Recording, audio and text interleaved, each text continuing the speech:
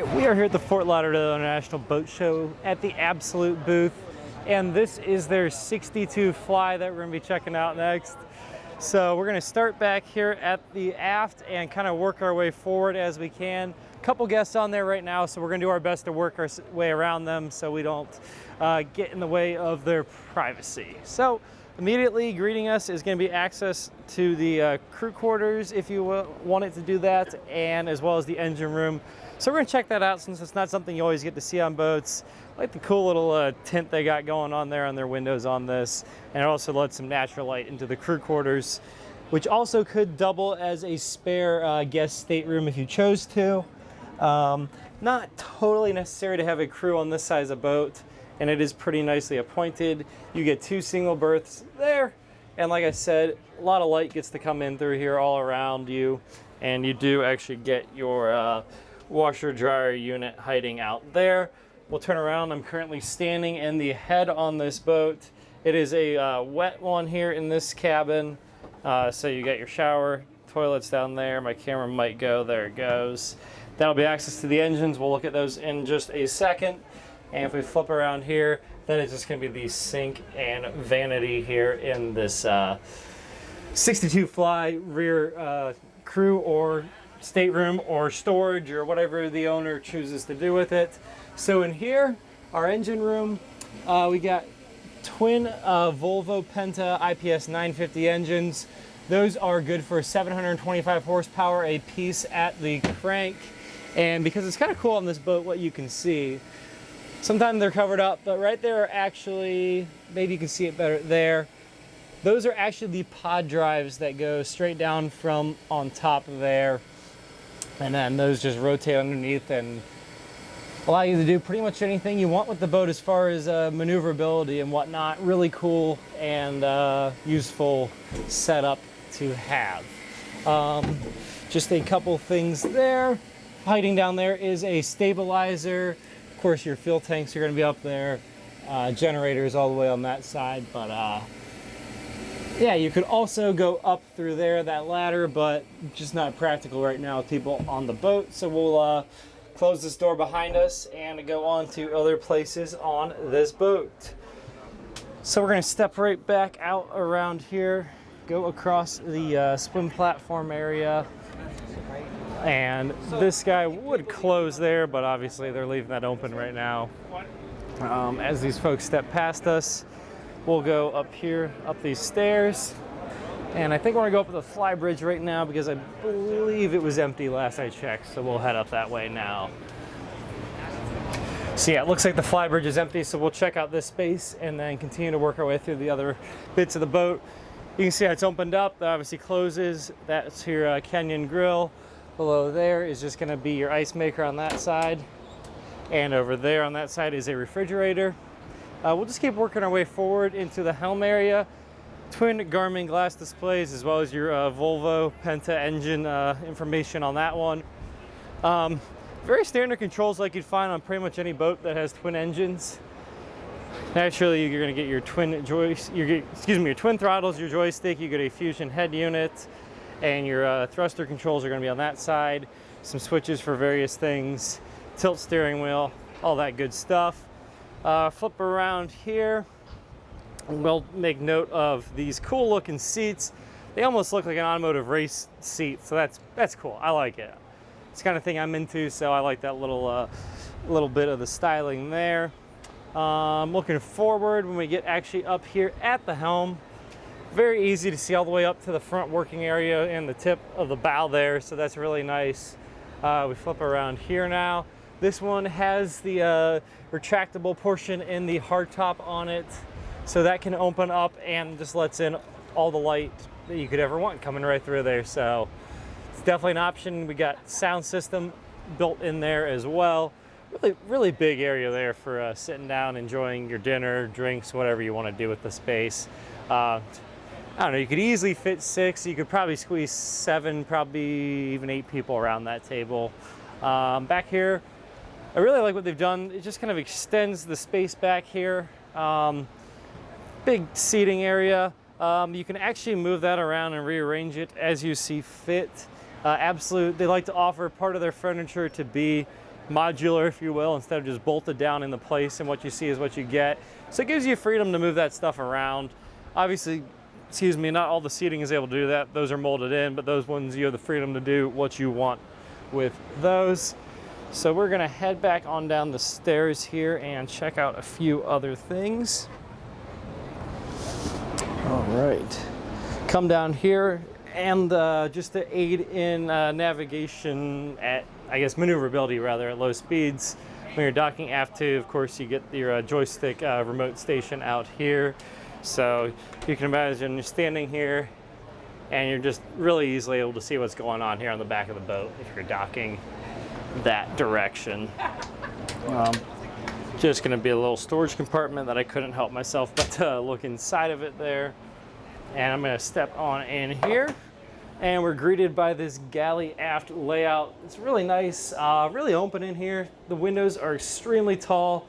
We'll really point that out when we walk down one of the side decks so you can really see it, but they cover up every inch top to bottom basically in this place where there's not some sort of structure holding it together. Be here. This is gonna be our fridge and freezer hiding behind that stuff.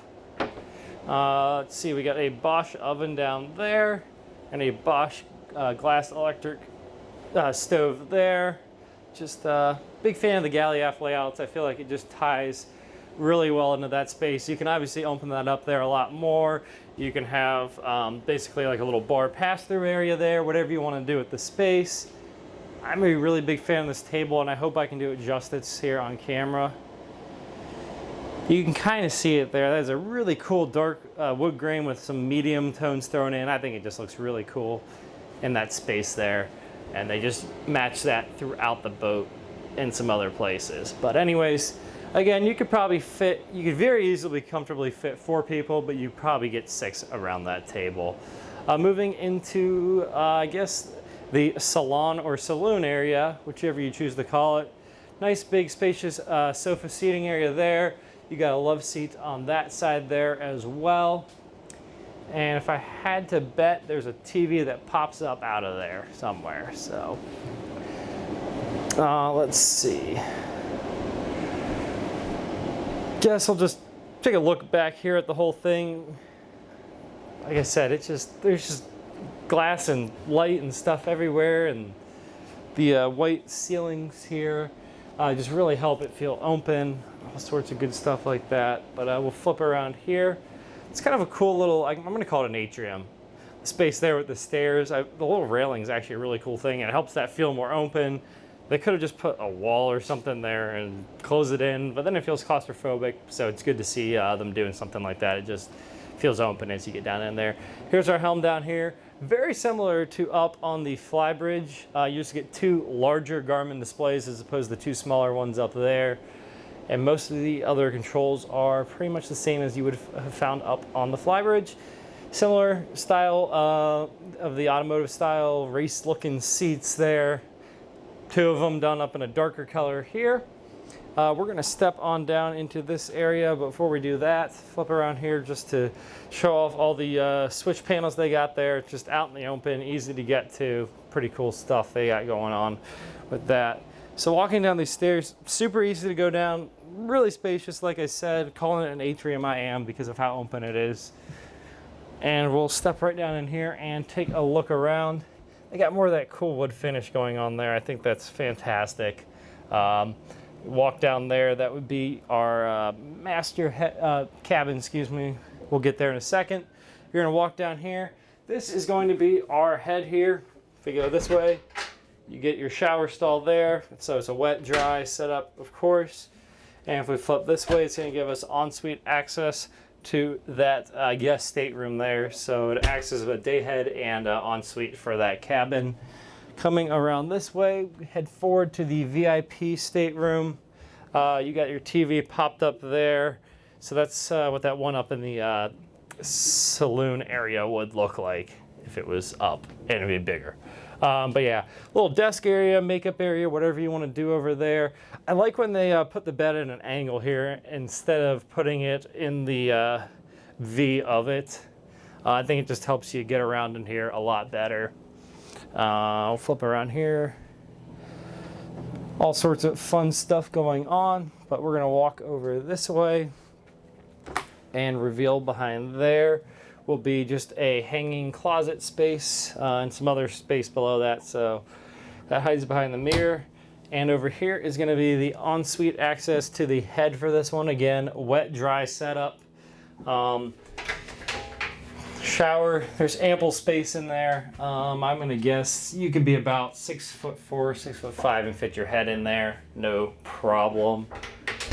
At 6'1", I could fit very comfortably in there. And then we'll just, nothing special, but we'll show off the toilet that's hiding back there. So that's where your toilet resides in this. And more of that really cool wood finish I like carried throughout here. But now we're gonna head down this way. Now we already kind of took a peek in here, so yeah, that's gonna be that guest stateroom there. And again, the ensuite access would be through that door there.